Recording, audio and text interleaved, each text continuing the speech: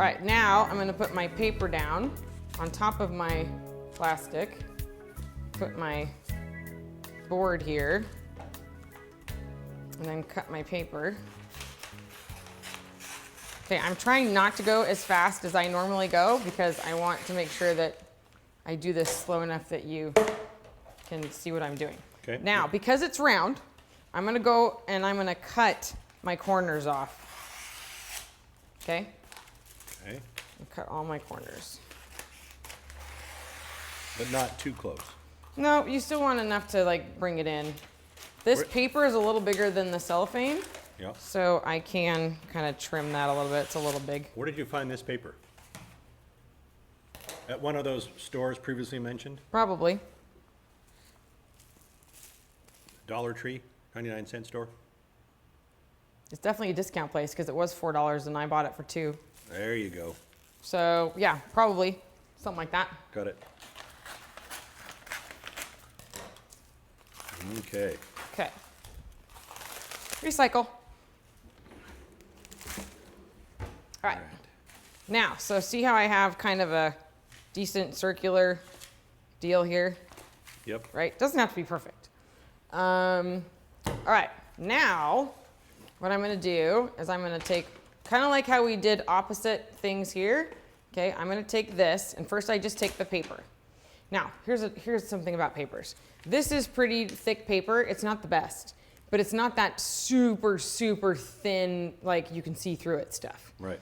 That is, I've used it before because I've had to, but because of the pattern or whatever, but it is really difficult to use. So steer clear of that stuff.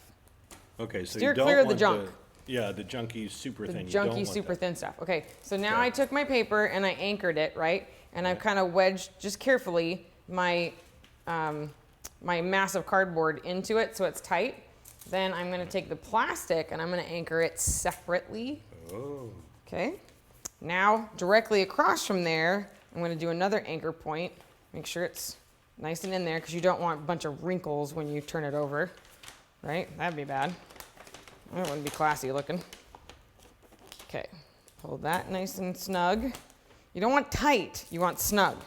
There's a difference. Okay. Okay, and then I take my plastic, make sure it's snug. All right, now, see how I have two pieces taped down? Got it. Now this is the fun part. Now I'm gonna pull it in. Let's see, get you right About there, a half Scott. an inch? Um, An inch? How much do you do? it's about a half.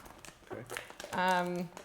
And if it's having a hard time pleating, then just help it along with your finger. But you just kind of pull it up and bring it in and pull it down. Now, I have found over many, many years of doing this that 3 pleats is about as many as you want to do before you tape those down. Okay? Then you go to the next 3. 1, 2, 3. Tape those down. So you're being pretty generous with the old Scotch tape there, Oh yeah, because tape is cheap, tape redoing is it is cheap. not. Exactly. 1, 2. Especially if you're paying your employees or whomever to do this, you don't want them to have to redo it. Yeah.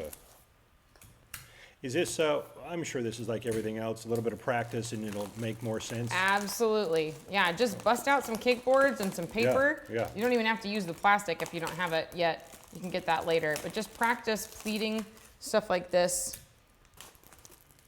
Now, if I didn't have this anchored over here, all this paper would be shifting, Yeah. right? It'd be really hard to keep control of.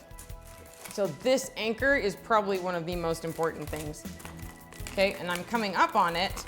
So you just have to make the paper do what you want it to do, which is again, why you want decently made paper. Yeah.